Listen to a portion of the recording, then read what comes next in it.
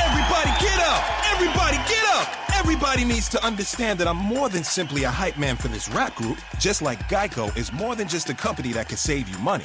Geico also has fast and friendly claim service, so they can help you when you need it most. And while I do love being a hype man, I also love reading for children's audiobooks.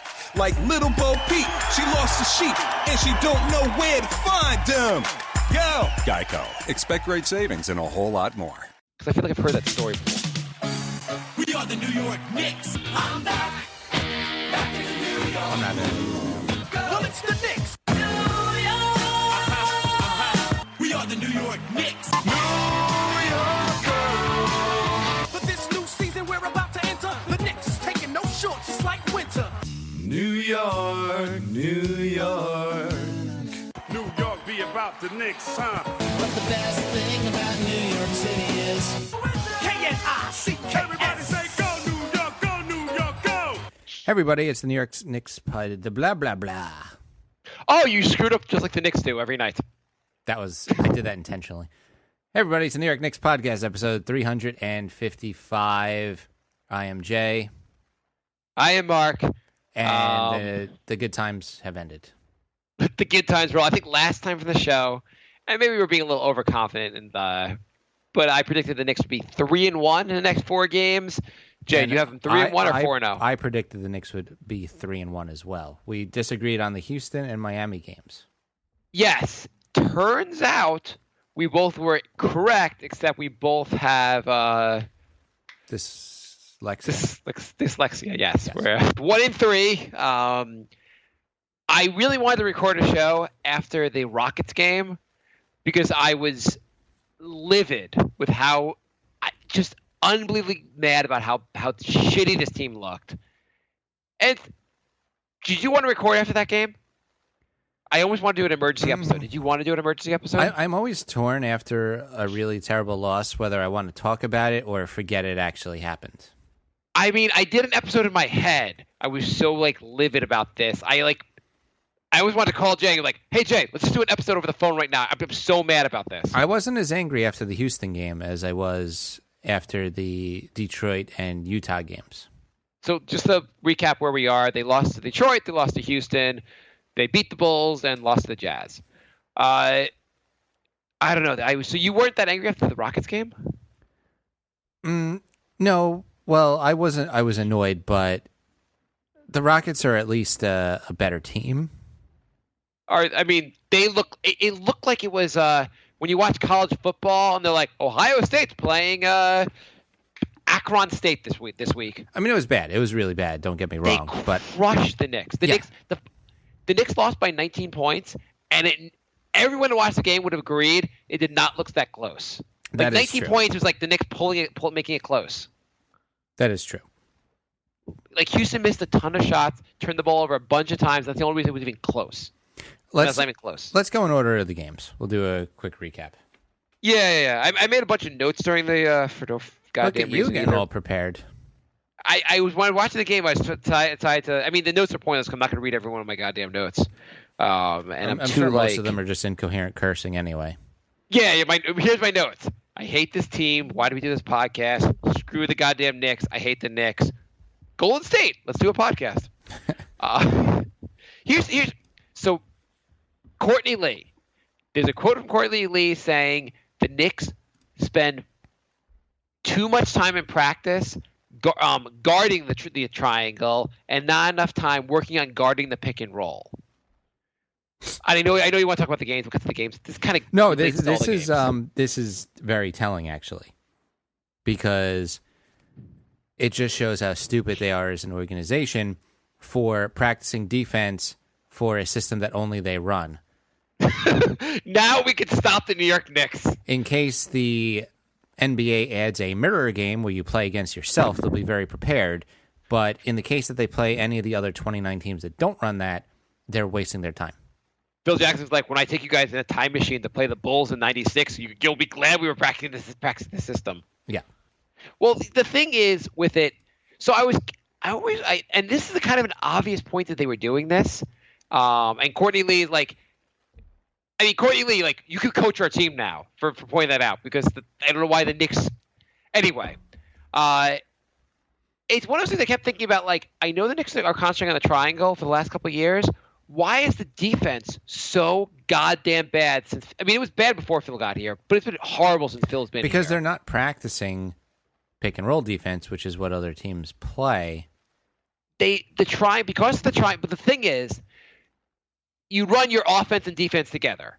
You're practicing an offense versus your defense, and vice versa. And if you're not running a pick and roll system, then you're not going to have your offense run a pick and roll system in scrimmages. No, but it still doesn't make sense. You practice offense, and yeah, you're defending that offense, but you're also doing defensive drills.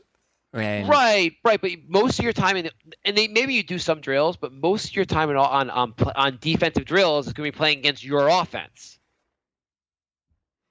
You're not going to for the most part. No. Teams do different. I understand teams do both things, but I think because of especially the constant. So you're saying they should just dump the triangle altogether? Oh my God! I'm saying they should dump the triangle. I'm saying this is almost like, oh my God! Here's why the triangle is screwing our defense also.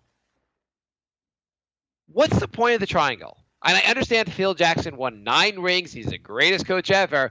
But someone has to say, hey, Phil, Michael Jordan, Scottie Pippen, Shaquille O'Neal, Kobe Bryant, Pau Gasol, they might have something to do with it, and maybe it's not the triangle that won you all those titles. I'm pretty sure if you ran a pick and roll offense with those guys, you still would have won a bunch of titles. Well, he's obviously disagrees with you.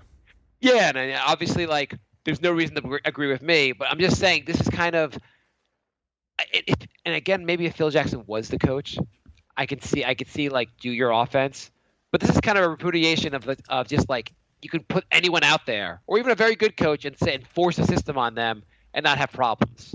The players don't they've voiced the fact they don't love.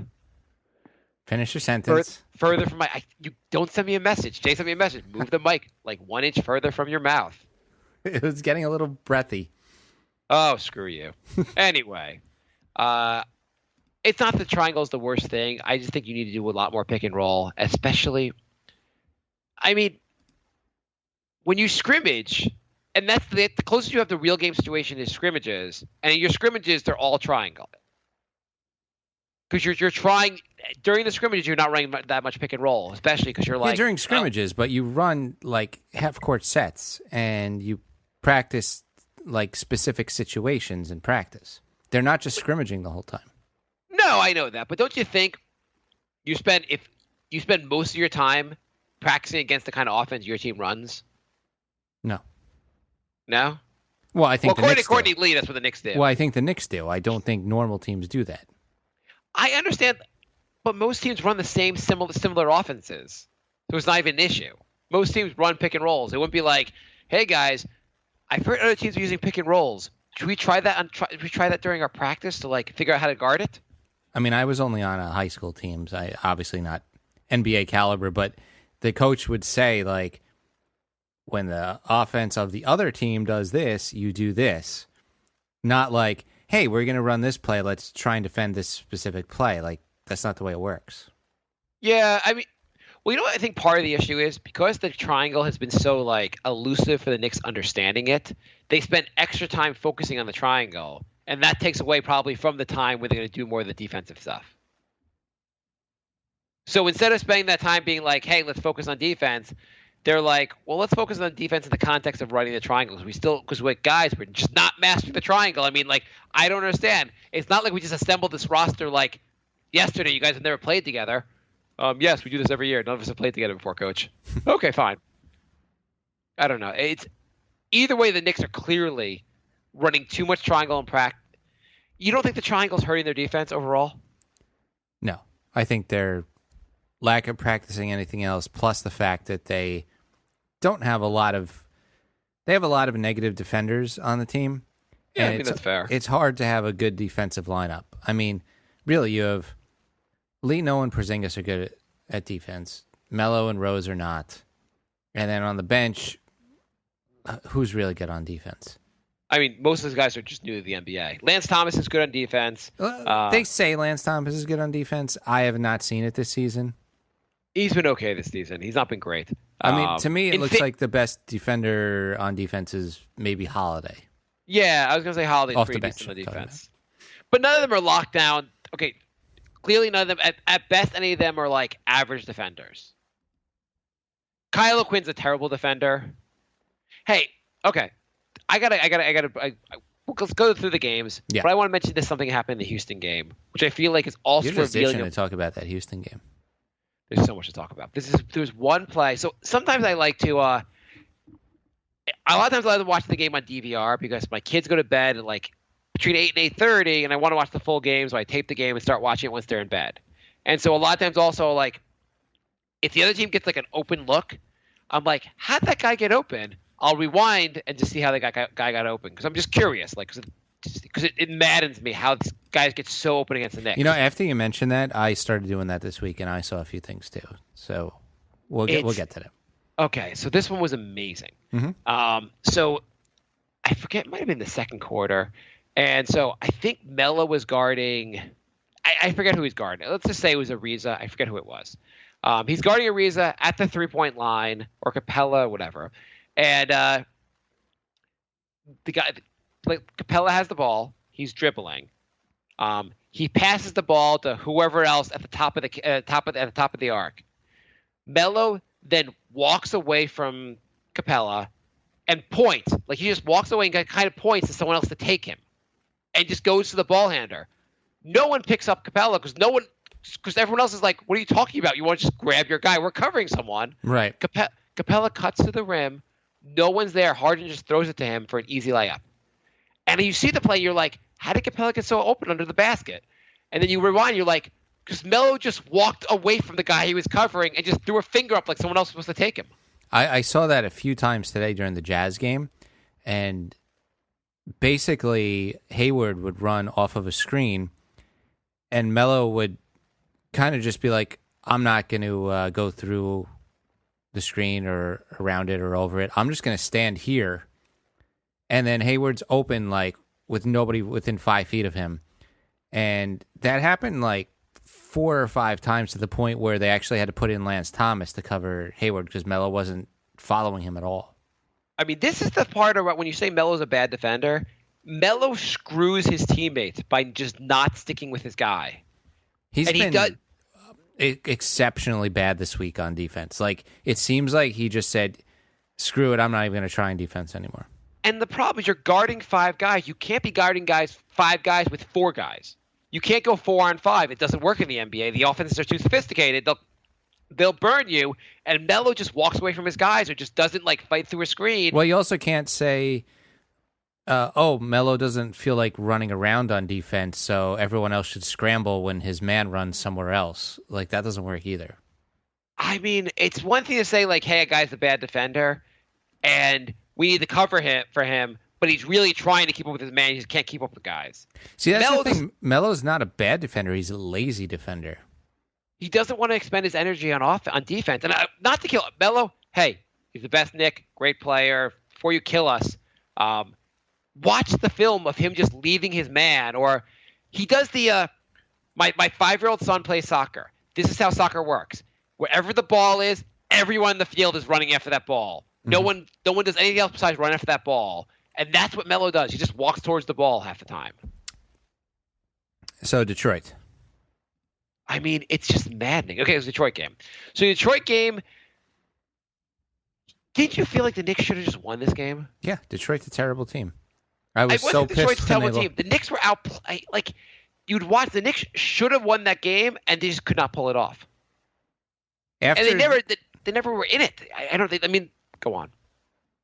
Well, I mean, after the worst Morris twin destroyed them, I started Googling the 2017 draft. Yeah. I mean, these Morris, he was like, oh, is this because he was destroying Melo also? Melo was even giving his face and he was making shots. I was like, this guy's better than Melo. I don't have much else to say except that this really destroyed a lot of my confidence in the team just because Detroit's not good. Here are my basic notes from it. Noah took a shot from 20 feet. Holy crap, he can't shoot. You remember that shot he took? He just threw the shot up, and you're like, what is he doing? And Yeah. also, by the way, so Noah does that from shoots from 20 feet. He can't. I don't know why. He got like a complete air ball. How would you be in the NBA this long and you can't shoot from 20 feet? Like, not even like you missed the shot. Like, the air ball that looked. His form. Can't someone correct his goddamn form? But Noah also, did you notice in the, not to jump in the head, in the Bulls game I noticed this, more so than any other games, not the Bulls game, the Jazz game, where Noah would be under the basket with the ball, and he'd pass up an open shot and pass to someone else and screw up the play for us. Yeah, I saw that play where he pretty much had a layup and he decided to throw it back to the 3-point line and got stolen. Yeah, Noah, you have to be part of the offense. We can't have a center that scores 2 points. The only game he scored any points this week was the Bulls game, and then we won. So my other notes, still hate how Melo focuses too much on slowing things down in ISO.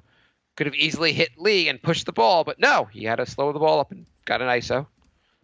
I mean, he's also going like, we're supposed to have 2 decent point guards, and the ball's supposed to move, and Melo still is like ISO Melo all the time. Did you watch today's game? He played well, though. What, did you see the crowd was booing him every time he held the ball for more than 5 seconds? I didn't see that. You know what? Today's game, other games I watched in full. Today's game I had to watch on DVR with my kids screaming in the background. Or Okay, jumping yeah, no, the crowd was razzing him from the first quarter on. Anytime he held the ball for more than a few seconds, even though he was hitting his shots, they were still booing him just to pass the ball. I noticed basically he was hitting a lot of hard shots, but he's got to pass the goddamn ball. He hit a lot of hard shots, but those are not going to fall every game. And when those don't fall, you're going to be really mad at him for not moving the ball and just doing that. You mean most of the other nights we watch him? Because he does that all the time and doesn't hit the shot. Right away, Rose, who can get to the basket and looks great at times, dude, you got to look for your teammates more. And I know he got 8 assists today, and he got a bunch of assists against the Bulls. And the Bulls game, he was great. He still needs to look for his teammates he got more. 3 assists today. He get 3 assists today? No, against the Jazz. He has 8 assists. Not Melo. Derrick Rose. Oh, okay. No, Rose is getting a lot better at looking for his teammates, but he still can, I feel like he can create so much more. When he penetrates, so many guys get open. I mean, Rose had 11 assists against Chicago and 8 against the Jazz. You can't kill him. That's way better than his career averages, by leaps and bounds. But the thing is, when he penetrates, he needs to keep doing it because the offense opens up so much. I don't also understand Porzingis. They keep doing this play where Porzingis is the trailer running, and they hit him as he's running. He runs through the middle, hit him, and he scores. And then they don't do the trailer play again for the next the rest of the game. Yeah. Why can't they hit So the Detroit game, one of the things that I also annoyed the hell out of me was they got Porzingis 0 easy looks in that game. Yeah. The Detroit game? Yeah, Detroit game. They just weren't. Yeah. I'm jumping around a little bit, I know, but I know you're totally confusing me now. Okay, we're on the Detroit game. My other notes: Ish Smith versus Jennings. Who would you rather signed? Knicks don't preach guarding perimeter. Every shot Melo shoots is difficult. Want to see more pick and roll. Jennings needs to pass better. Endor, why is he in the game? Now Sasha, all bench lineup. Oh my God, Morris killing Anthony. Defense is horrible. 2 point guards. Interesting. I don't think Endor or Sasha should ever play. Endor doesn't look ready for the NBA. No, he does not. Has the D-League started yet? Did you see that Endor play where it was a fast break and... Yeah, they passed it to Endor and Endor passed it back. Yeah, that was terrible. As the D-League, Endor should be doing 30 minutes a night in the D-League. Yeah. He's not ready for the NBA. Not. Why? And I understand Hornacek doesn't even know who's ready for the NBA because his whole bench is like a mishmash. Did they lose today's game because the fourth quarter they put the bench in and the bench got screwed. The bench got burned immediately in the fourth quarter. Well, he needs to stagger the bench and start. Everyone on the Knicks starting lineup was a positive, and everyone on the Knicks bench was a negative today. I would do I know we talked about it last show. I think I'd switch Rose and Jennings more. Jennings has looked like shit, by the way. You like how Jennings has looked? No. Every game he'll do one play where you're like, oh, this guy has talent. But then he'll do 3 or 4 where you're like, oh, I don't like this guy at all. I feel like Jennings needs to be more pass first. Sometimes he is. but put him more in the first unit, and he could be more of an asset with the first unit. And put Rose more with the second unit, and Rose can create more offense with the second unit. He's been way more pass first than usual. I mean, against Chicago, he took 4 shots and had 7 assists. No, he has been, but the fact is, we need with the second unit, we need Jennings to be more offensive minded also. And that if you switch Rose could be more offensive minded with the second unit, and that'd be beneficial. And Jennings could be like setting up Melo and Porzingis. Yeah. Okay, yeah, I don't know. And then Melo's pocket gets picked too often. Guys trying to cut almost too much times on the offense because of stupid triangle, which makes the paint too packed. I have a bunch of other notes. We can move on. Anything else you want to say about this game? No, I want to forget about the Detroit game. Oh my god, I was. You know what? I actually forgot about the best way to forget about the Detroit game is to have the Knicks get destroyed the following night, and then you don't even care about the Detroit game. You know, the Chicago game. All the starters were pluses, and all the benches were minus, except Holiday. So this is a trend. Yeah. So Houston game. So one of my notes for the Houston game also is by frustrating about the Knicks offense is they got to shoot more threes. Their strategy against Houston seemed to be let Houston shoot wide open threes until they get sick of it. Yeah, or until they start missing. There is no way an NBA team could shoot open threes and make them consistently. If you look at the box score, the 3-point line for the Rockets looks like the field goal line. I mean, Anderson shot 9, Harden shot 12, Gordon shot 7. They were 15 for 40. The Knicks were 8 for 20. Yeah. The Knicks actually shot better from 3, just they didn't shoot as many. The Knicks kept doing this. This is my favorite play the Knicks kept doing in the Houston game. Pass to the guy at 3, let's say, whoever it was. The guy would dribble 2 feet in and shoot a 19-foot jumper instead of shooting from the 3. They love to do the long 2 instead of the 3. It's like almost like it happened over and over again, whereas like this might be like it's almost like they have to be preaching this in practice because the guys keep doing this. It's so insane. Most inefficient shot in the NBA. Yeah, I feel like the Knicks should adopt Houston's strategy of only shooting in the paint and from 3.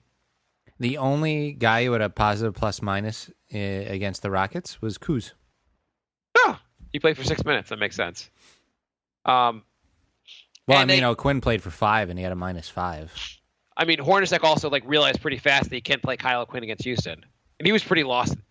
It seems like Hornacek is willing to at least adjust lineups to kind of match what's going on. He's been going more like smaller lineups. He's trying the point guard. He's trying the double point guard. He's trying a lot of things that I have to give him credit for. Kuz seems to play every other game, and every time he plays, he looks pretty good. Yeah, I don't think I haven't seen him looking amazing on defense, but he doesn't look any worse than any of the other guys on defense, and he seems like he can score. So why not play him a little more? He should get all of O'Quinn's minutes, or at least all of Lance Thomas's minutes. He should get all of somebody's minutes. Endor. He should get all of Endor. Endor played 19 minutes against the Rockets. Endor was in a suit in Utah, so I think Endor's experiment is done. Endor looks really bad. Endor just doesn't look ready for the. If you want to talk about guys that look lost against Houston, let's talk about our prized possession, Porzingis. Porzingis looks so goddamn lost against Houston. Do you think he lost more lost on defense or offense against Houston?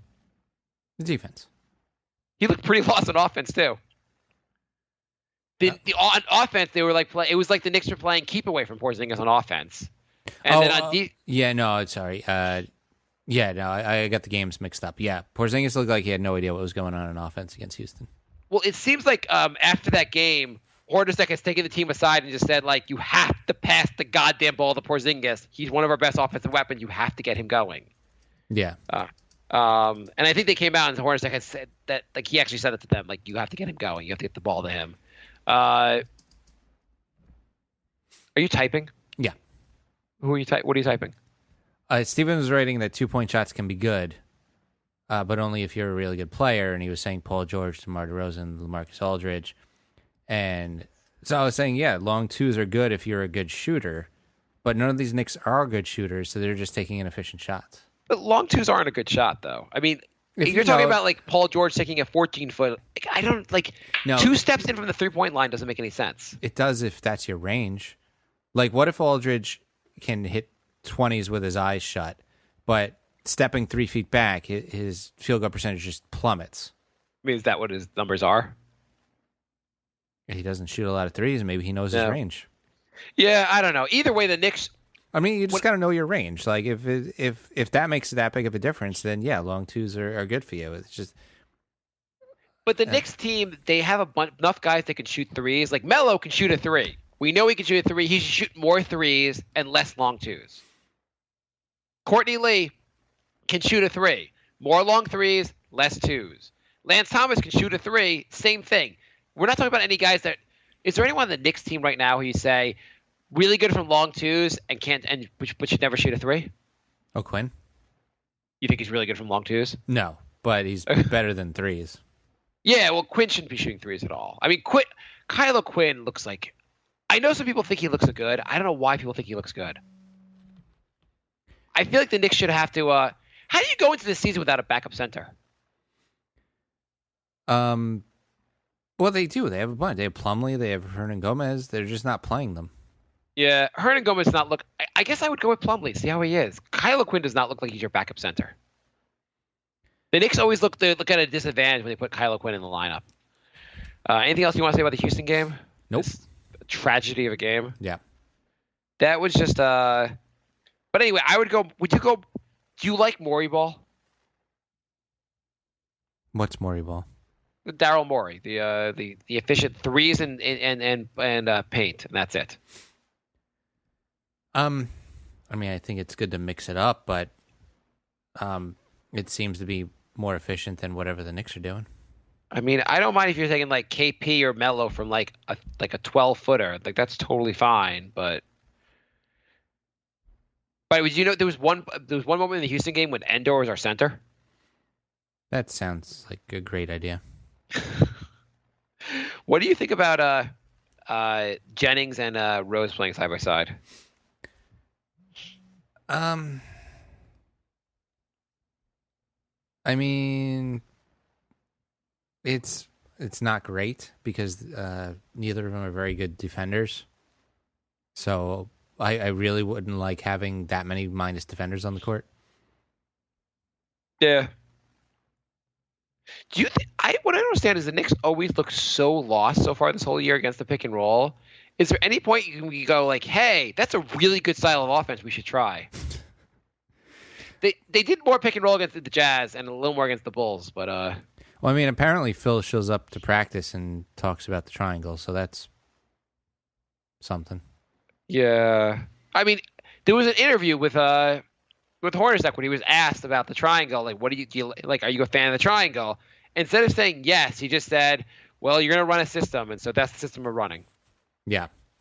You're like, "Oh, wow, you really you like." I'm like, "How did you like?" I get how he took the job, but like, it's just a weird like. It's weird to have like the GM force.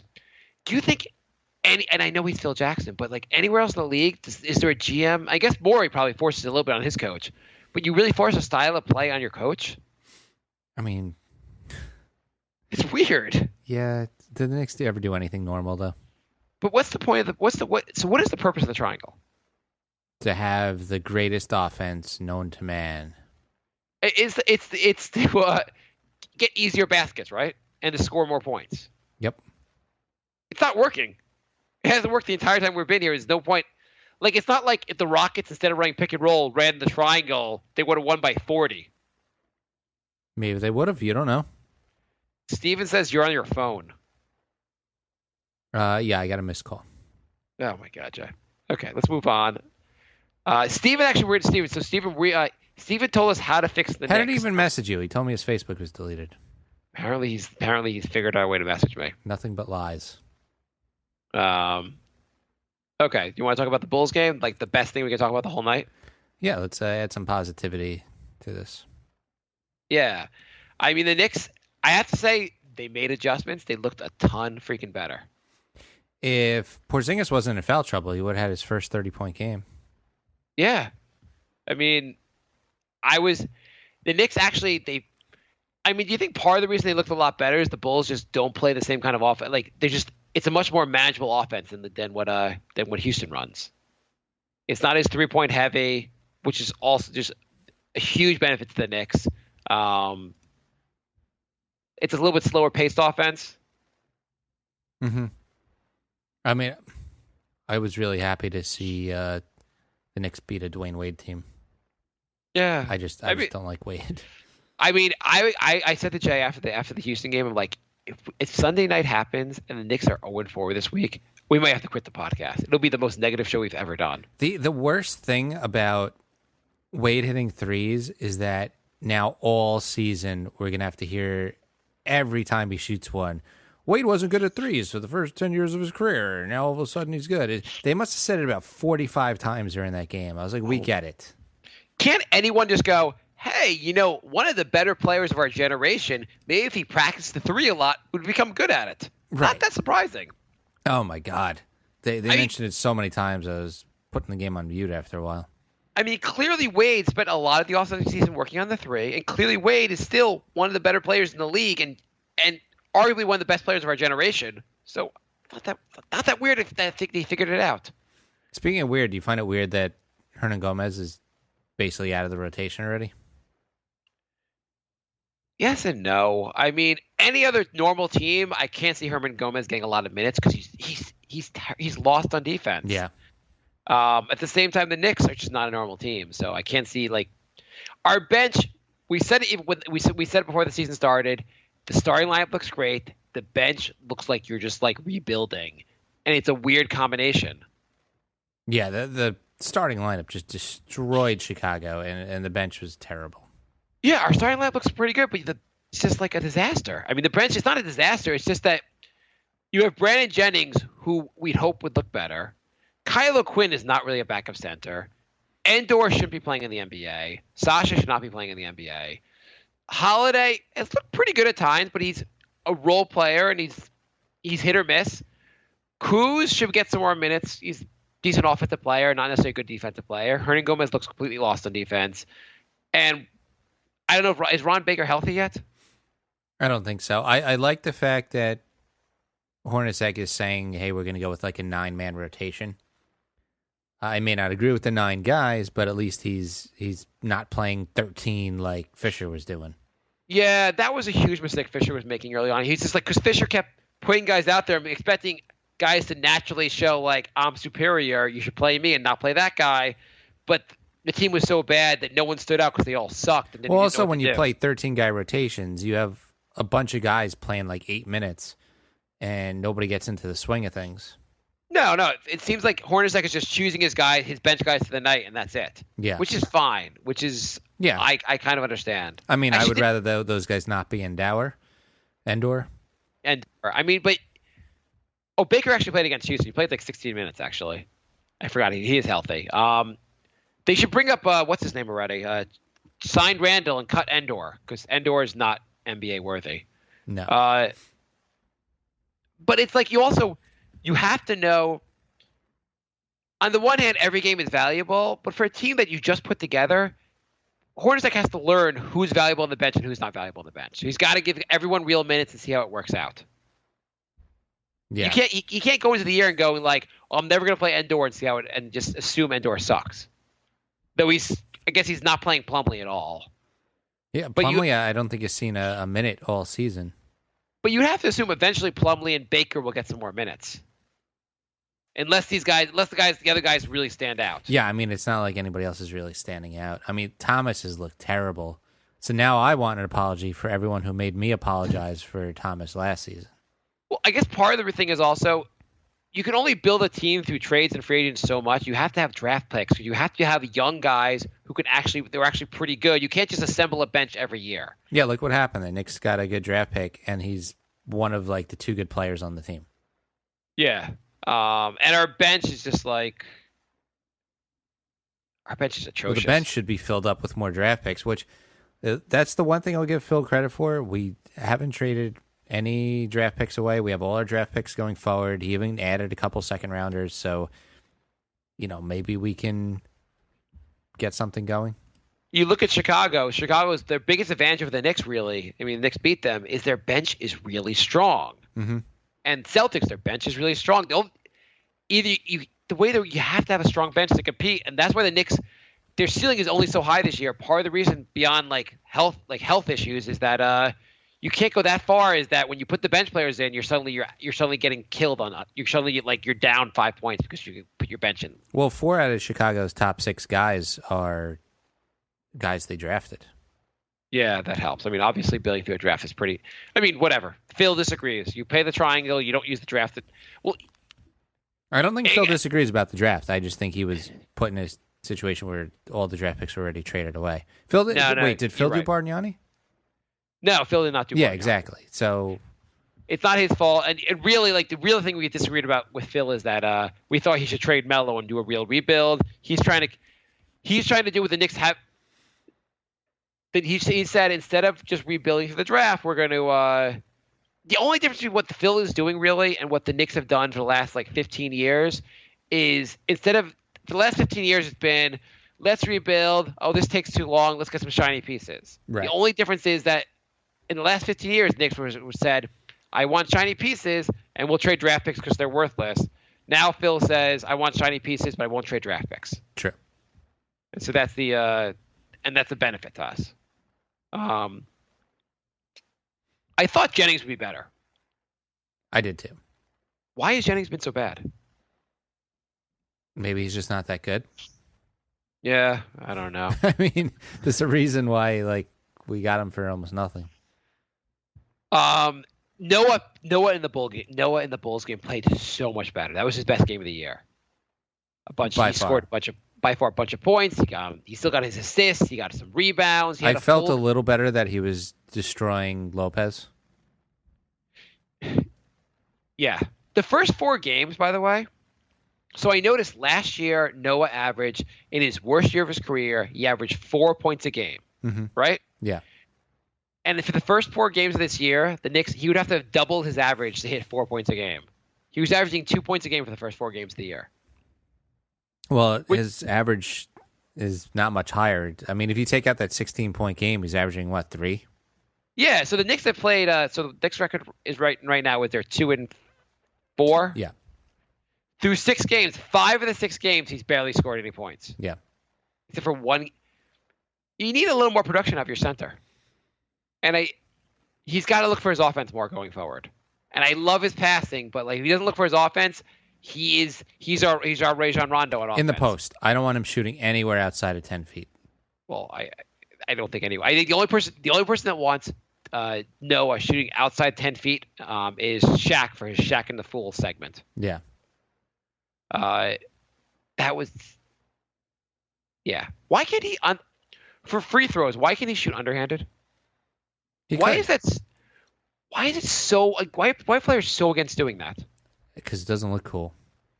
Yeah, but Noah, you don't look cool when you miss your shots and you shoot like a retarded child. It would be a brilliant strategy to be the first one to do it because everyone would be talking about you. You get a lot of buzz and you'd probably, a lot of exposure. You'd probably end up making money off of it.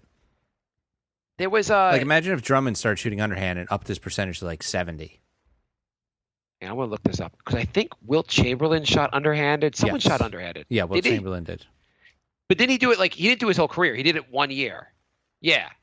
So for 1 year he shot underhanded. He shot 80% from underhanded. Then he went back to shooting overhanded. And when he shot overhanded, it dropped 30%, right? Yeah. And he was 2 and back. Malcolm Gladwell did a whole episode about the fact that Wilt Chamberlain, for this 1 year, he did it the underhand style, and then he just couldn't keep going with it because he was so he didn't feel manly enough to keep doing it. And then there was Rick Barry, and Rick Barry his whole career shot underhanded, right? Mm-hmm. And Rick Barry, because he was such an arrogant asshole and gave no 2 shits what people thought. Because he thought he was God's gift. He just did it because he didn't care what anyone else thought because he was kind of an asshole, and that's why it worked out for him. But everyone else cares too much what everyone else thinks. If you look at Malcolm Gladwell, this whole podcast about it, it was really interesting. Anyway, Noah's not going to shoot underhanded, so it doesn't even matter. Any other comments about the Bulls game? You want to go to the Jazz game? Did it say 62 was the year Wilt shot underhanded? I think so. Yeah. Yeah, because I see that's by far his best shooting. Yeah, and I don't understand, like, because that's the craziest thing is that he shot underhanded. He made a lot more shots. It improved his game greatly, and he still went back the other way. Well, it added a ton of. I mean, that's the season he averaged 50 points a game because it added a ton of points to his game because he always got fouled. Yeah, I mean, it's amazing that he went back to. Either way, if you were the thing is with I feel like with a guy like Noah, it's not just that you're missing the shots. You look so awkward when you shoot. How can it be any less embarrassing to shoot underhanded? Yeah. Like Shaq would just miss the shots, but at least he had like his shot didn't look.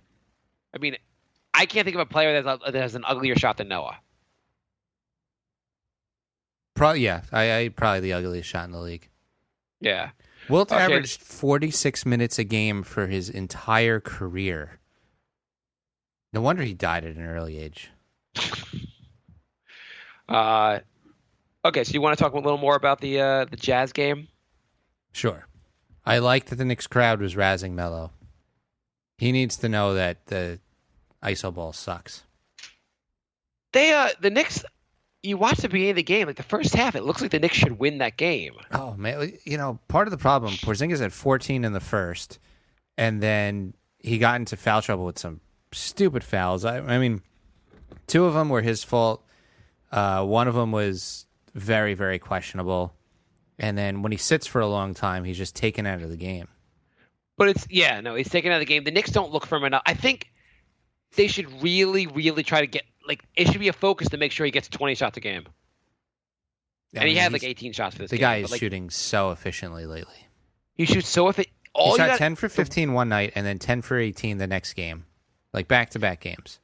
The thing with the Knicks do a lot, and this is what they did in the Detroit game, is when they wouldn't try to set him up. They would just say, "Okay, 7-3 man, create your own shot." Mm-hmm. And you can't expect a 7-3 guy to be this awesome. Like you can't expect him to be Steph Curry. Well, I mean, he's also 20. Yeah, but it's also like he's 7-3. Just set him up. He will score baskets. Get him the ball when he's moving, and you will be so happy. Yeah. Anytime. That's why the pick and roll seems so obvious for him, because you get him the ball moving, he's got pretty good hands, and he can finish at the rim. And he's going to get fouled a ton because who can guard a 7-3 guy? This game was just so disappointing. Yeah. What happened at the end? So my kids were really like jumping on me, and we had to like go to bath time. What happened? So I had to kind of fast forward a lot at the end. How did the Knicks blow this? Well, they were up 2 going into the fourth. Then they put the bench and the bench. If you look at the plus minus, the whole starting unit, Porzingis is a 0, but then like Melo's a +6, Noah's a +1, Rose is a +1, Lee's a +4, and the bench is a disaster. Yeah, they put in the bench to start the fourth. Everyone played bad. Yeah.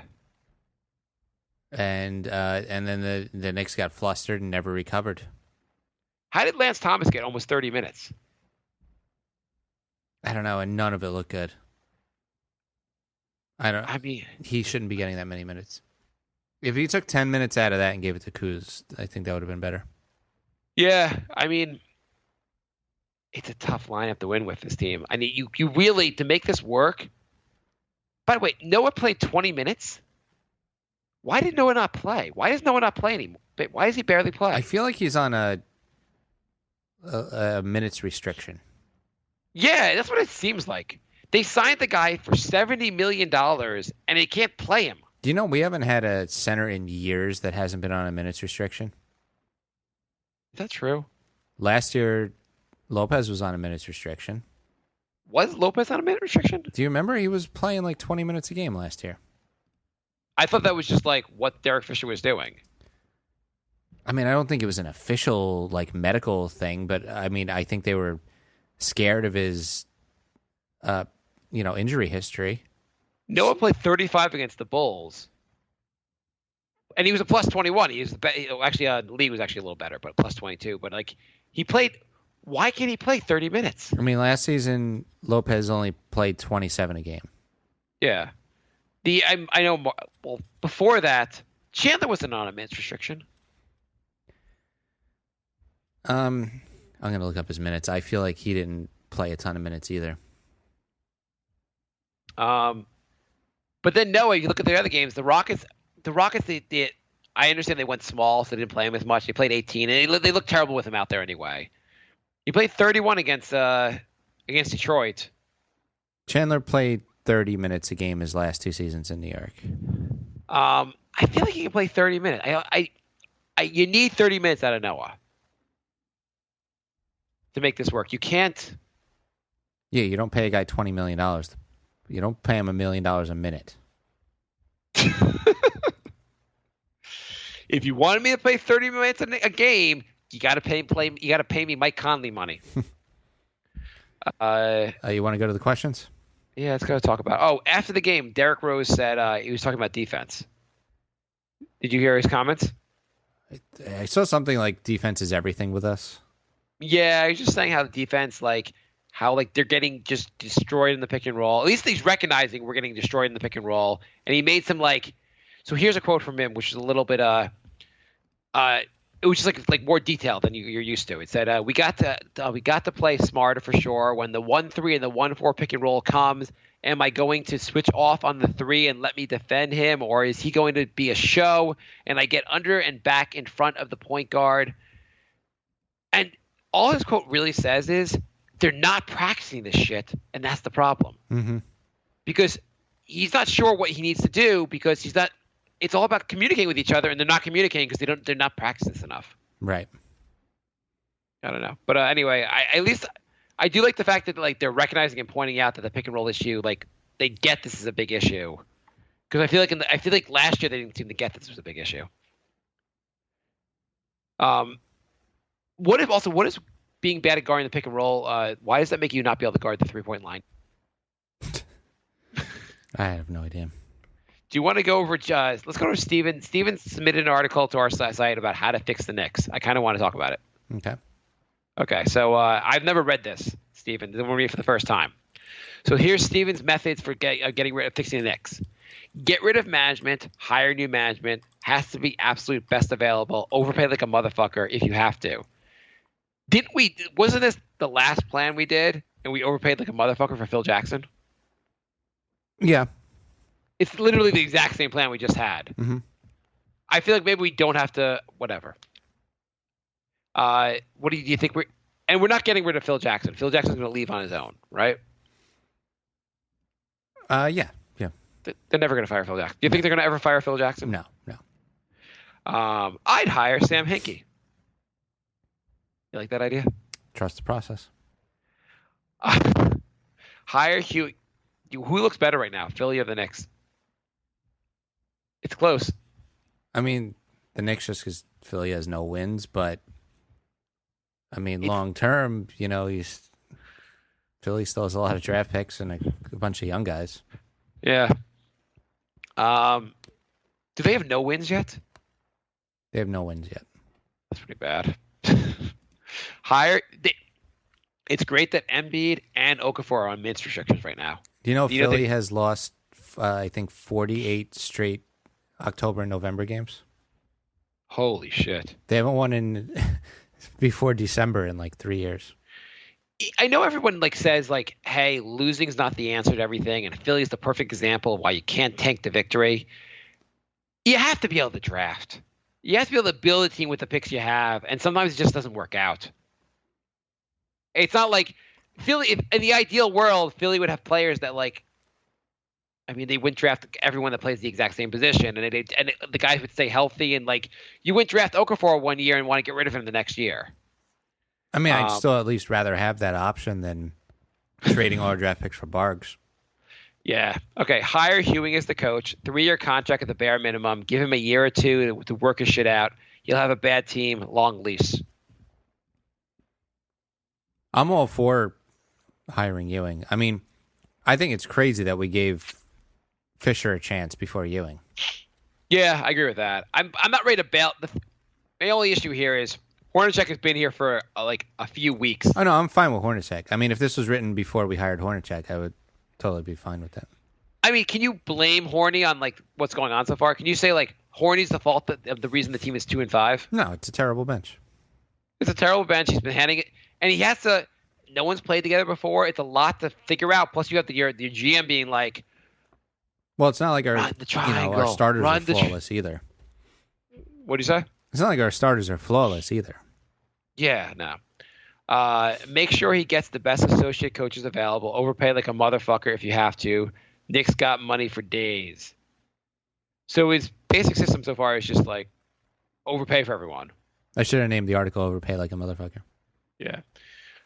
Next point. Nothing but absolute respect between the Knicks and Ewing from now on, even if it doesn't work out as head coach. Okay, I agree, Stephen. Hinkie will know what to do with Carmelo. I say trade him, but Hinkie wouldn't do it without fleecing someone. Carmelo wouldn't say no to a trade at this point. I mean, I'm fine with trading Melo. I'm fine with trading Melo for assets. We've been saying it for years. At the same time, I don't know why. I don't know why everyone thinks. I don't know why he thinks Hinkie's going to be so great at this. And do you want Hinkie as being the guy evaluating talent for us? I'm so torn on Hinkie because I feel like he was close to getting to where he wanted to go, and then they gave up on his plan. It's true. Acquire assets, first round picks, second round picks, stockpile that shit, bottom out like Philly did. So basically, Steven's plan is to get Ewing as our coach and make us the Sixers. Mm-hmm. Top 3 draft picks for 3-year minimum. Don't start making shit better until you get a mad amount of young talent on the roster. Porzingis will have a solid young team to grow around him. If you end up with talent that's going to fit, trade that shit. That's why you acquire assets. Oh, if you end up with talent that's not a fit, trade that shit. No more bad contracts. No more dumb trades. Keep every pick. Steven, that's impossible. We're Knicks fans. Knicks don't got to worry about ticket sales. Fans will buy tickets regardless. People will jizz over whatever picks they get. If the Knicks got Ben Simmons, you guys would be so happy. It's not really even like I fix the Knicks. It's just like a rant about why Philly's good. It's a stealth pro Philly article. Yeah, that's really. Is it worth going on? No. Okay. You hire the best trainers. Like Ewing wouldn't have to throw games. Just don't put him in a position to win. Okay, Steven, I get it. You like Philly. You're like you jizz over what Philly is doing over there. You feel like no one understands it. Okay, questions. Okay. If you want to write articles for our website, we don't have time to write game recaps for most games, so we can use that. Or if you just want to write analysis. Are you asking me or the fans? Oh, you too. nyknickspodcast@gmail.com. As long as it's legible, we can post it. And we can plug whatever you want if you have a Twitter account or something. If you know where to put periods and commas, we're happy to publish your article. I can't believe we have to make this disclaimer, but it's true. We've asked for things in the past, and some things are really good, and some things there's a lack of use of periods or commas. Like you might get something that's like 2 pages long and with no periods in the entire article. iTunes reviews. Yes. We didn't get a new one. Give us some. You're just asking. Okay, yeah. Yes, Yeah. we can use a couple more iTunes reviews. That would really help. Is there anything else? Yes. So I don't know if everyone's aware of this, but Jay has killed off Vine. Not the Knicks Vine. He's killed off the entire site. Vine is going to be no more because of Jay. Yep, it's true. Why did you end Vine, Jay? They said, oh my God, these guys from the Knicks podcast perfected Vine so much that they basically just won. And nobody else is going to be able to top it, so we're just going to end the entire website. So sorry for being so awesome. So we were thinking, let us know if you think this is a good idea. We're going to do a Kickstarter where we're going to raise money to buy Vine. And then it'll be Vine by the New York Knicks podcast. Right. How much do you think it'll cost to buy Vine, Jay? I mean, the company's clearly going out of business. They don't even want it, so can't imagine it'll be that expensive. Do you think we can buy Vine for like $1,000? Maybe 2. Okay. If someone can connect us to the owners of Vine, Jay and I will go in and pay $2,000 for Vine. We will offer the makers of Vine $2,000. Take it or leave it. And it's better than having no site. And they get a New York Knicks podcast T-shirt. Yes. If they want to, but it has to be one of the sizes we have left. We're not going to produce a new one for them. We have all sizes left. nyknickspodcast@gmail.com or the New York Knicks podcast.com. There's a store section, so you can get your shirts there. And that game that I've been talking about that hasn't come out yet, it's coming out in 2 weeks. firefan.com/NY Knicks Pod. No cast on that one. NY Knicks Pod. You can register and you could play against us in 2 weeks. Explain to everyone what it is again. What exactly? So it's a new mobile game. You play live during the sporting events. So they'll ask you a series of questions based on over-unders. It'll be like, will Melo score the next basket for the Knicks, yes or no? And you may get 5 points for yes or 4 points for no. But, it's based on the likelihood of it happening. Or will the Knicks finish the quarter up by more than 5 points, blah, blah, blah. And basically you have a whole group of people. They're all doing this, and they have standings. There's a chat section. There's a whole bunch of stuff you can do. So we'll be playing live during the games with fans. So I'm gonna give you a preview of some of the questions I know the next game hasn't happened, but I've got a preview of some of the questions that will be asked during the first Knicks game. Oh, good. Okay. So first question. On this next possession, will the Knicks cover anyone shooting a 3-point shot? Saying that all the time. It'd be like, no, 1 point. Yes, 400 points because it just won't happen. Yeah. These number of players in the other team will have open looks, open layups under the basket. And your choices are 8 times, 10 times, 12 times, or 16 times. You can't choose under 8.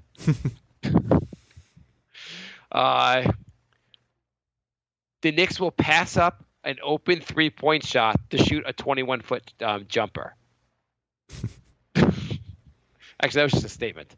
Yeah. Anyway. On this next play, will Brandon Jennings run really fast and turn the ball over? Yes. We should write these questions.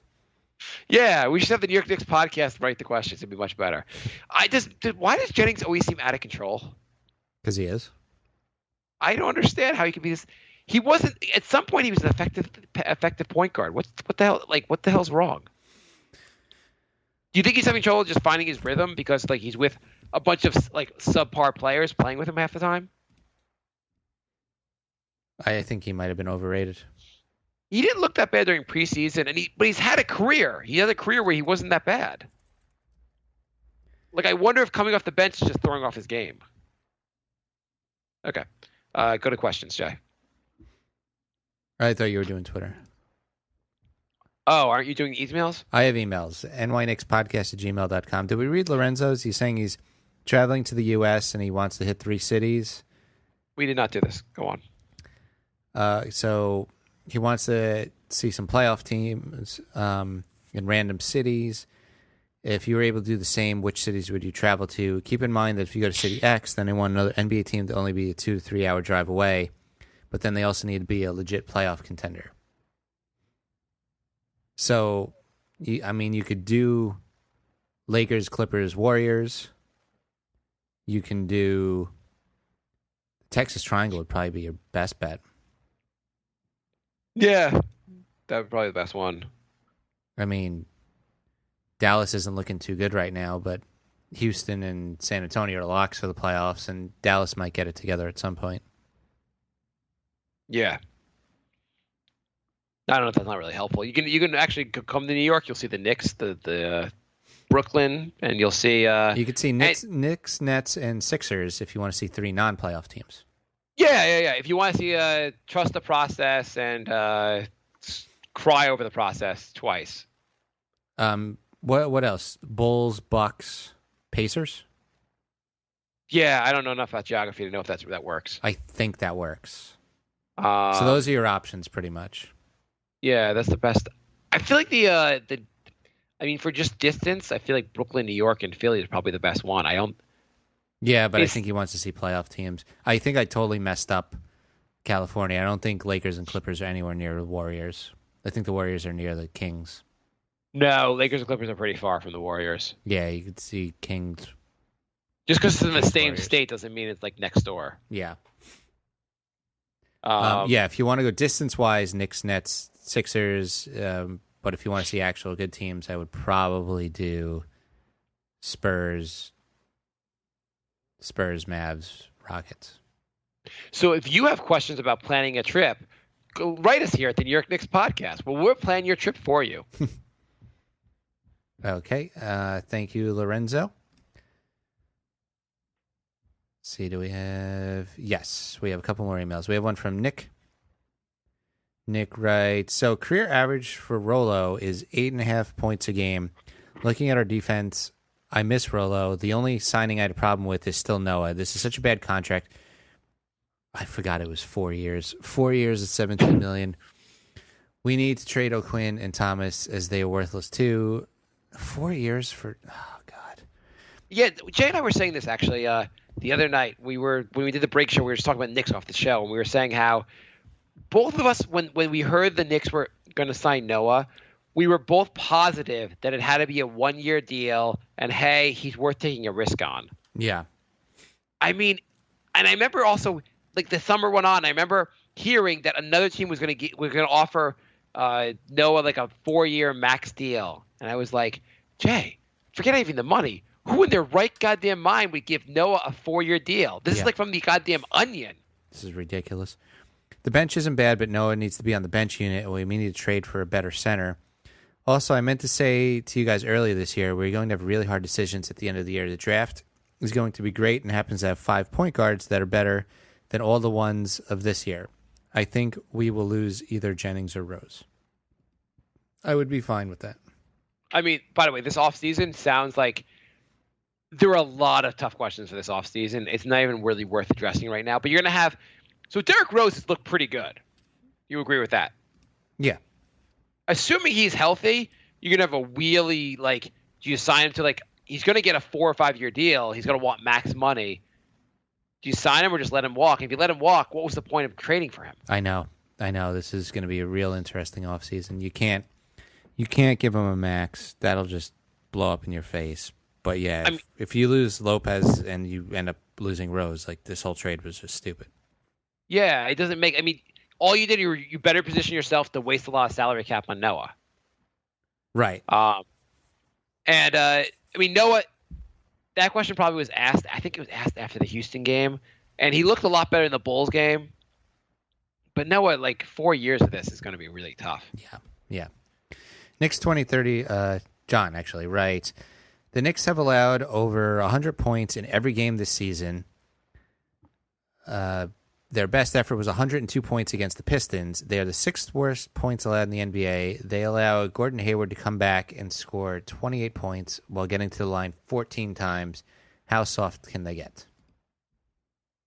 They're only the 6th worst defense in the NBA. That was the most shocking thing to me, actually, that they were 6th worst. I would assume they're like top 3 worst defense in the NBA. I think maybe the Bulls game helped them a little bit. They were a little better in the Bulls game. Well, I mean, they're letting up the 6th most points a game. That doesn't mean they're the 6th worst defense, because pace-wise, they might actually be the worst. Yeah, so let's see defensive efficiency. I feel like I looked this up the other day, and the Knicks were like bottom 3 for defense efficiency. So I'm looking at the teams that let up more points than the Knicks. The Warriors, which they're going to get better. Right. The Pacers, who I also think are going to get better. And right now, the only other team is the Suns. So we're better than the Suns. I feel like the whole defensive efficiency stat though, I feel like we were bottom 3 for. Mm-hmm. Okay, here we go. Defensive efficiency. And the Knicks are, actually, you know who the bottom 3 teams for defensive efficiency are? The Knicks, who are Knicks, third Nets, and worst. Sixers. No. It's Knicks, Boston, and Houston. Huh. Well, Houston, really thought. Yeah, Houston's terrible.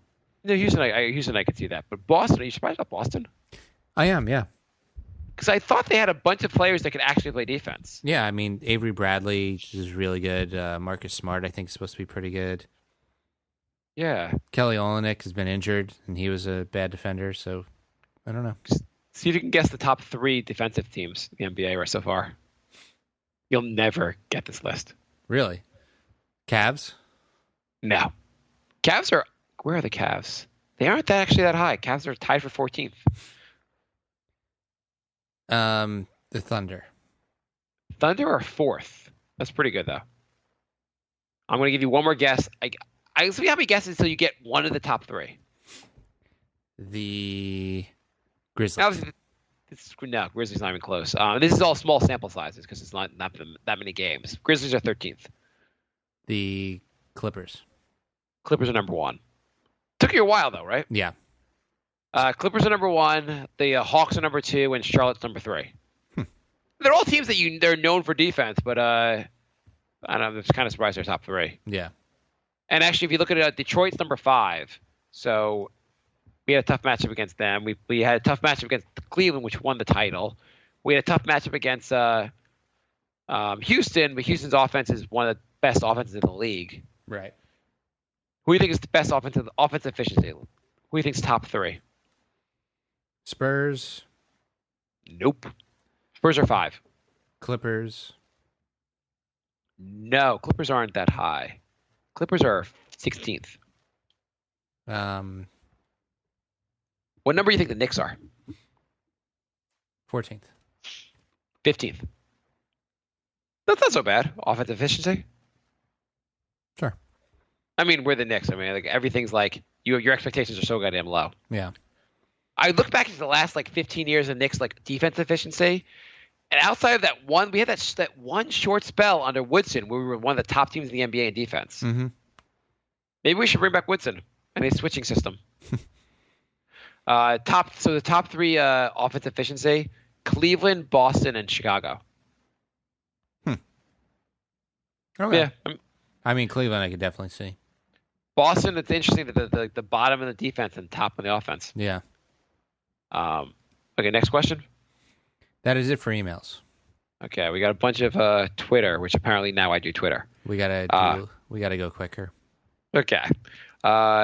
Nick writes, who can we trade for? We need the right big off the bench. Seems like we have Kyler Quinn, Willie H, Endor, Thomas Plumlee. I don't think you're getting anything for any of those guys.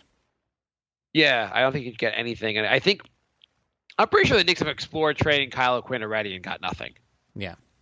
I think you just keep switching him up. Give Plumlee some time, see how it goes. Give Hernan Gomez some time, see how it goes. But Kyler Quinn has had his opportunity already. He sucks. Lance Stevenson's going to get released. Is he? He injured his groin, and so they're just going to cut him. We can say that the Knicks did not make a mistake. Remember we were saying add Crazy and why not? Mm-hmm. I don't think the Knicks should sign Lance Stevenson. Why not? I'm still in the why not mode. I mean, where's he on now? New Orleans. New Orleans thinks enough of him. They're like, an excuse to cut him? Fuck it, let's get rid of him. Well, he does need surgery. Yeah, okay, that's true. I didn't realize he needs surgery. Either way, I feel like they would have kept him if they thought there was something there. Asafo Charlie writes, when Melo becomes a free agent in 2018, do you guys want him back considering he'll want $20 million a year? Absolutely not. Holy crap. I feel like also the Knicks have to trade him before he becomes a free agent. Yeah. And then I'm probably not going to.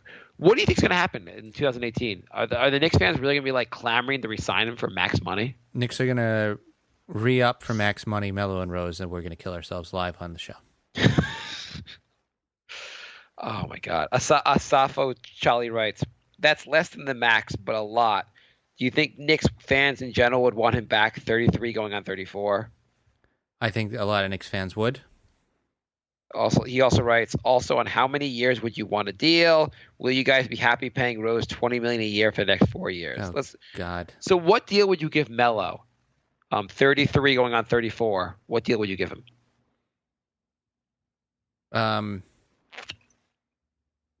Depends it depends if he's healthy the next 2 years. Here's what I would do. I would treat him like he's one of the New York's great players of all time. I would treat him just like we treated the last great Knick. Trade him to Seattle? Yes. But there's no team in Seattle. Exactly. Pack your bags. Yeah, the 2 years, $12 million each. Yeah, I can't give him a long deal anymore. I think it'd probably just it'd be like, hey, Melo, go get a ring somewhere else. We're just. And what do you think about Rose? $20 million a year, 4 years. Barf. Would you do it? No. What if he stays healthy the whole year? Nope. He stays healthy the whole year. You've watched him play so far. Yep. He can get to the basket, right? Yep. How impressed are you with how he can get to the basket? 9 out of 10. You're like insanely impressed, right? I'm insanely impressed with how well he gets to the basket. Yep. He's not MVP Rose, but he looks pretty damn good. Yeah, he looks really good. We're not getting anyone in the draft who's going to be as good as Rose, at least initially, right? Mm-hmm. And you're not going to who are you going to sign in free agency is going to be as good as Rose? Depends if Rose's knee explodes 2 months into the 4-year contract. That's true. It's the injury. Outside of the injury, if you knew you can get a guarantee, if you had a guarantee he wouldn't be injured, would give him 4 years, $20 million? Yes. So it's just the injury stuff, right? Well, I am concerned about his defense, but I mean, I think you can make it work, but I have no confidence in his injury history. Yeah, no, I agree with that. It's the injury stuff that's what kills me. But it's nice. I feel like he'll be injured later this year also, but I'm impressed with how good he looks at times on the team so far. Keith writes, why does it seem like no matter who we have as players, we still get called for tic-tac fouls? There has been a lot of crappy fouls, but I think that's just because we're a little slow on defense. We're doing a lot of reaching in. I mean, Yeah. I don't agree that those reach-ins should be called as fouls, but they are calling them, and that's why we're doing that. I feel like they call also a lot more tic-tac fouls early in games, and the Knicks keep getting screwed by doing them too early. Mm-hmm. And they also call more on players that are like when you have guys that like the bench players that have barely been in the NBA, the referees don't give them any kind of benefit of a doubt. Yeah. I don't know. But it seems like the Knicks always get kind of screwed in those. Keith writes, LOL, did you hear the fans yelling at Melo to pass the ball? I think that's great that they're trying to hold him accountable. Holy shit. I mean, do you think Hornacek should just take Melo out? Like, what would happen if he did that? He just Melo, he said not to hold the ball. You pulled the ball. I'm pulling you out of the game. I think more coaches should do that. I really wish they would. Gucci Jean writes, why do the Knicks treat O'Quinn like he's an all-star off the bench? Why does he get so many touches? Sometimes he's the first sub into the game. Well, because they have to get Noah out of his minutes restriction. Yeah. I don't see why they don't just try Plumlee at least for 5 minutes. I feel like O'Quinn's just a low IQ player, and he's not really good enough to guard. He gets some blocks every once in a while. He does some athletic stuff, but he's not good. Gucci Jean writes, Knicks shortening their rotation. Wonder what finally woke up. I mean it only took Hornacek 5 games to do that. Like, I think he's doing a good job. It seems like he's looking at things and making adjustments. So he's trying. Yeah, I like he seems open to trying smaller lineups. He seems. I feel like he'll be a good coach for us. Yeah.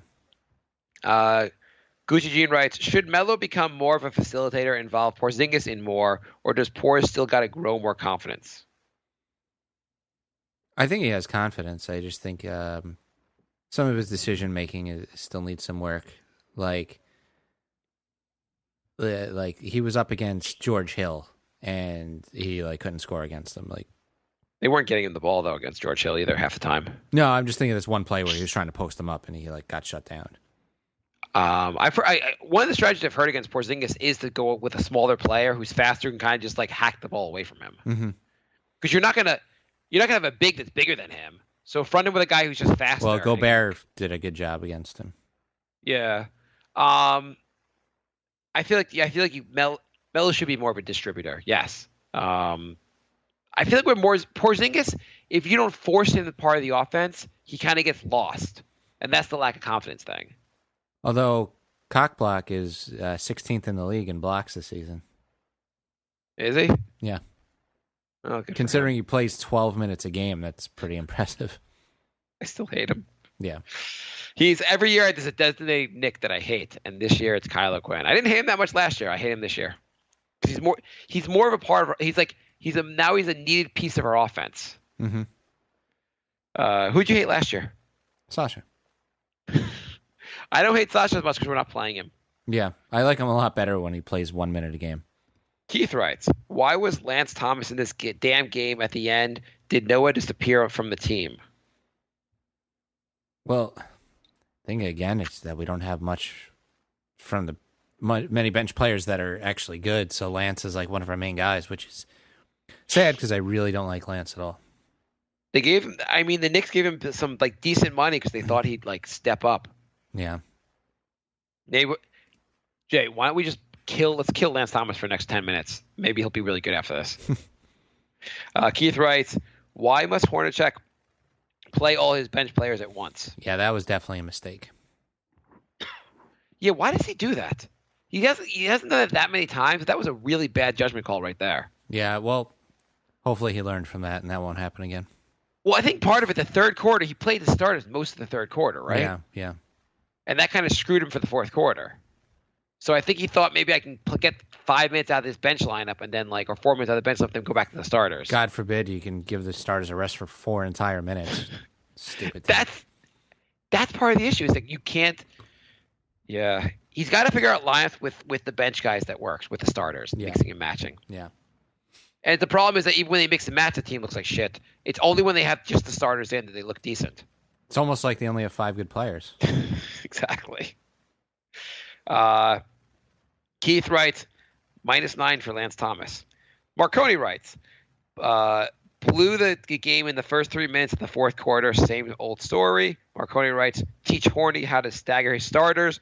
Tired of all bench lineups. Agreed. Yeah. I think you're right, though. It has a lot to do with the fact that they just have 5 players. Yeah. Asafo writes, do you think Harambe can be an elite shooter? Do you know who Harambe is yet? Who's Harambe? People have gotten you like 3 times with this already. Yeah, I forgot. I know he's the ape that they shot, right? Yes. Okay. Yeah. It was, but I mean, like, is he calling one of the players an ape? No, I think he just wants to see how confused he can get you. I get confused. The 4-year-old writes, every Knicks game takes 10 years off my life. I'm currently -56. I like that. That's pretty good. Yeah, I like that. The 4-year-old writes, by the way, Mark looks like the rapper Little Uzi Vert. Look him up. I don't want to look him up. Whatever he looks like, I'm just going to be like, fuck, that ruined my night. He's not going to look like Mark Wahlberg.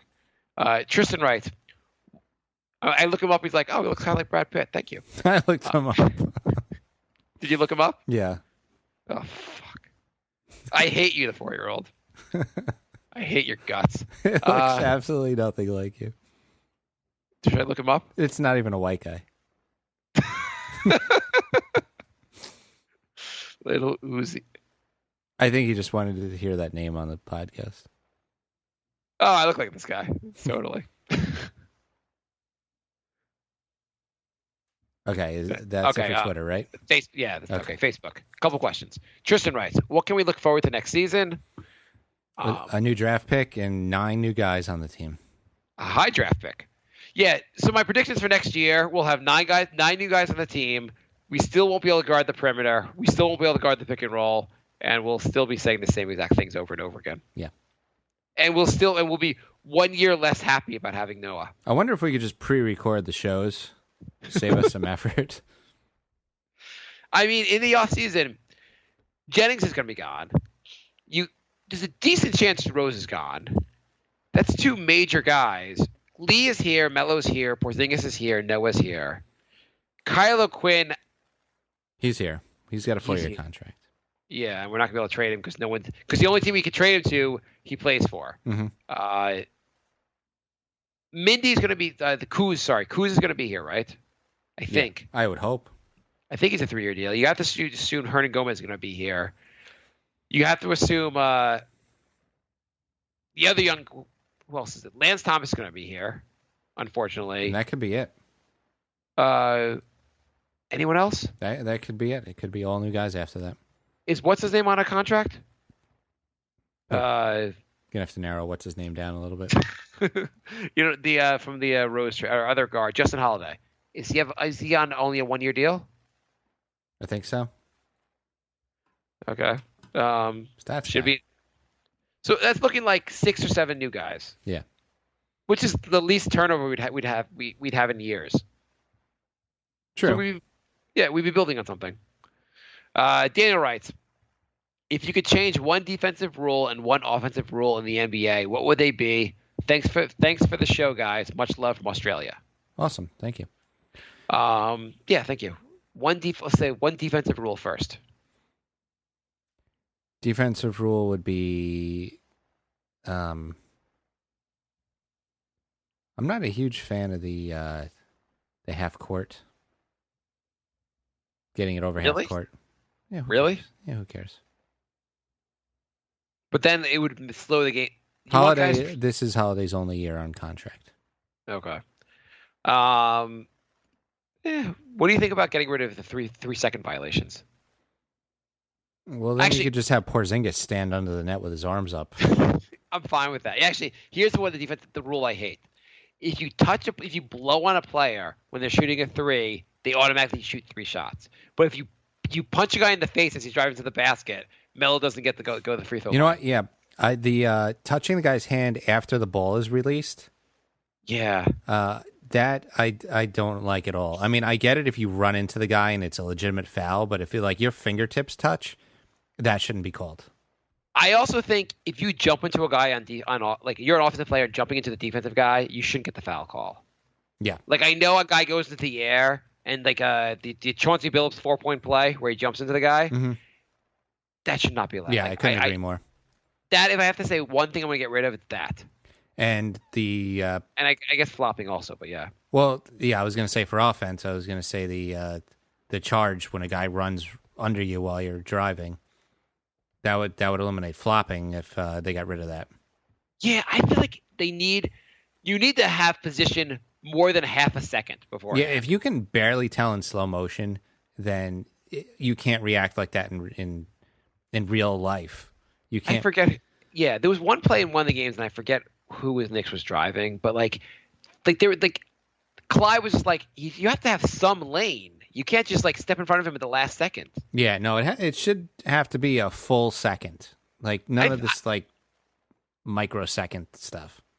I don't even say a second. I feel like it's a full 2 count. Yes, you should have to be there for 2 seconds for it to count for a charge. Yeah, Because or else like you have to establish position. It's bullshit if you just stand in front of him, right? yeah, exactly. That kills me more than anything. Frank writes, are you guys done with Melo? I know I am. I can't watch him complain to the refs, act like the refs whistle is a gun to his head, and kill the overall chemistry on his team anymore. I'm getting there real quick. I mean, I have to say, if you can do one thing to change this team, I mean, that's one of the things that'd be up there for me. His complaint to the refs is just brutal. Yeah. Okay, Daniel writes, what needs to happen for Porzingis to rebound better? I think he's just got to get a little better at boxing out. Yeah, I mean, part of it also, I feel like on defense, he gets drawn away from the paint. It would also be nice if other players on the team boxed out. No, it does. He does, Kind of. but a lot of guys don't. Like there was a play today where I saw all 5 Jazz players go for the rebound, and all the Knicks were like on the other end of the court already. Yeah. Yeah. No, you're right. They always say boxing out is a lost art, and I think those people that say that just watch the Knicks Grant writes, if the Cubs can win the World Series after 108 years, how long will it take the Knicks to win the championship? Just take was it 73 is last year they won? Mm-hmm. So 73 plus 108, whatever that number is. Okay. What do you think the Knicks will win a title in the next 10 years, Jay? What level of confidence will the Knicks win a title in the next 10 years? I hope so. If we're doing this show in 2026 and they still haven't won, I don't even want to think about that. Okay, let me ask you a couple questions here. Give me a percentage chance. Percentage chance the Knicks will win the title in the next 10 years. 15%. 15%. Mm-hmm. Percentage chance the Knicks will make it to the Eastern Conference Finals in the next 10 years. 70%. Percentage chance the Knicks will make it out of the second round. Wouldn't making it out of the second round and making the conference finals be the same thing? Oh, yeah. I'm retarded. I'm going to go with 70. Okay, they make it to the second round. 100. Yeah. I'm going to say 100% on that. I'm going to say Eastern Conference Finals, I'm going to say 90% in the next 10 years. Okay. And win a title, 21%, 25%. Let me just go a little bit longer than that. 20 years. What's your confidence in the Knicks win a title in the next 20 years? 60%. I'm going to up that to like 80%. And then Eastern Conference Finals? 90%. 95. 99%. 99%. Next 20 years, you have to make the Eastern Conference Finals at least once. Yeah. Before you die, which could be in the next 5 years or next 30 years. Right. Or 50 years. Tomorrow. Yeah. Will you see the Knicks win a title in your rest of your lifetime? I'm going to go with 100% because I can't bear the thought of not. Jay, if Jay ever gets really, really sick, he'll be like calling the Make-A-Wish Foundation. Just fix it. Just get the Knicks to win the title, please. Gilliam writes, how do you pronounce that? Gilliam writes, do you think Porzingis has been poor on defense this season? To me, he looks too focused on scoring instead of just playing well on both ends. Jumps too easily instead of just using his length like last season, which made him It made him foul a lot more. Yeah, I mean, I maybe a little worse just because his foul trouble has been so. I don't know. It seems this also might just be because the team is confused on defense and he's not where he's supposed to be, so he's getting stupid fouls. I think a lot of it's that. Because I saw one play where I think it was Gobert, but Courtney Lee was covering somebody much taller than him, and he called for Porzingis to come over and help, and Porzingis got there a step too late and got a stupid foul. Yeah. I think a lot of it is that the team doesn't necessarily know where to be. I agree with you. I mean, the thing with the pick and roll on the practicing it though, I feel like that you really have to practice it a ton to really get it down. And the Knicks can't just go for the next half hour we'll practice them all from some defensive sets against the pick and roll and then go back to triangle. Right. Okay. Gilliam writes, aside from results, 3 positives, 3 negatives from the season so far. Positive Porzingis offense. Positive Courtney Lee looks pretty good. Positive Kuz has looked good. The guy's played 7 minutes all season. You're going to take it as one of your positives? He could have been an absolute train wreck. Positives, Derrick Rose can get to the basket and looks a lot better than we expected. Positive, we're 2 weeks in and there's been no injuries except for Baker. And Randall. Though Randall didn't actually make the squad. Yeah, I'm not counting that one. And positives that Noah, his passing looks pretty good. Mm-hmm. I mean, a positive, we could just say Rose and Noah have pretty much been healthy. Yeah, I mean, Noah hasn't played big minutes in a lot of games, and there's sometimes negatives. Let's talk about negatives. 3 negatives. Defense has been an absolute train wreck. Is when we say we need 3 negatives for defense, is it kind of like a pun? Is it ironic that we're saying 3? Okay. The pick and roll is a train wreck. 3-point line is a train wreck. Guarding guards still not working out very well. I mean, bench looks way worse than even we thought. Kyle O'Quinn not only does not deserve to get big minutes. The Knicks are giving him big minutes. Yeah, but they don't have many other options. That's the sad thing. Yeah. I'd say 1 negative. Okay, he hasn't played, and whether he deserves minutes or not, I thought Kuz and Hernan Gomez would have big roles in this team from the bench standpoint, and both of them have barely played. Yeah. I mean, I would like to see Plumlee get a shot, too. Yeah, no, I mean, I do not disagree with that. Any more negatives? I mean, Well, I mean, we could go on, but we're running long, so. Did you say, Gilliam, you want 300 negatives? Rob writes, we're almost done. Rob writes, when will the Knicks pull the plug on Lance Thomas? I don't think they will. I just think you need 20 minutes from him, not 30 minutes from him, and I think he'll get better. Do you really are convinced he's not going to get better? Do I think what? You don't think Lance Thomas will get better? No, I don't think he's a good player. Okay. Dow writes, what the hell happened to Lance? Gilliam writes, I feel like Phil is a pretty liberal guy and Hornacek too, and Tibbs to me sounds like more or quite conservative. Do you agree? Do you think that this may have played a role in the coaches Phil made as he was seeking some personal and philosophical connection with his coach too? I mean, I think he was looking for good locker room guys. I don't know if he was looking for liberals per se, but he's definitely looking for more not locker room cancers. You think Tibbs is a locker room cancer?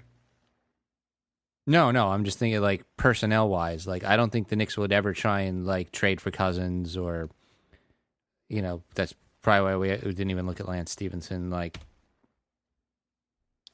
mean, no, I know, but the question is about the coaches. Did you hear the question? No. What the hell are you talking about? Who are you writing to? I'm not writing to anybody. What are you doing? My girlfriend came home, and I got to go in a minute. Okay, fine. Okay. Greg writes, Derrick Rose interviews, please. We would do them, but Jay has to be with his girlfriend. And Greg writes, thoughts of the Chicago game. We did that during the show. What did we learn today? Jay can't focus when his girlfriend comes home. Anthony also wrote, I'm sure you watched the Bulls game. Here's what I'd like to ask or hear you guys talk about. The team looked damn good. Was that due to the triangle, pick and roll, run and gun, or just what the hell happened? Yeah. I mean, the team looks like the starting five look pretty good. The bench is a work in progress. Yeah, even in that game when the bench played, it was bad. That was they played at a fast pace and they were hitting their shots. I mean, the Knicks seem like they're still kind of a mess when they do the half court offense, but when they run at a fast pace, they look much better. They have a tendency to go into ISO one-on-one playing and not passing the ball, but when they stay away from that and kind of go a little faster, they play a little better. Yeah. But it's also hey, it's going to take 20 games where this team really kind of has some chemistry. So yeah. 14 more to go, and then we'll be good to go. I mean, we kind of expected that at the beginning of the season. Yeah, I was hoping we'd be better than 2-5. Yeah. Okay, just make our quick predictions for next week so that Jay can never be with his girlfriend. Next game is Nets. Win. We have to. Oh my God, we have to. And the Nets are going to be on a back-to-back. We have to beat the Nets. And they're without Jeremy Lin. Yeah. I mean... If we don't win this, then we're just done. It's also... So it's a possibility this is the day after election night. Mm-hmm. So it's a possibility Donald Trump would be president at this point. If Donald Trump's president and the Nets beat the Knicks, just pull the plug on me. I might just jump out the window during the podcast. Celtics? Probably not. And then the Raptors. So 1 and 2. Gonna be a long season, Jay. Yeah. What did we learn today? We learned that the Knicks bench is a work in progress. Work in progress. Trust the work in progress. That should that be our motto? Yes. Trust the work in progress. We learned that Jay really does not like Lance Thomas. He's not good. I think he's better than you give him credit for. Okay. I think he's worse than I give him credit for. Let's end the show. All right. NY Knicks Podcast on Twitter, nyknickspodcast@gmail.com. Leave an iTunes review. Firefan.com/NYKnicksPod to register for that game. If you want to leave a voicemail, you could Skype us at The Brink of Sanity, or you could call us 631-676-1181. Thank you for listening. We will be back soon. You want to give out your porn site? Bye,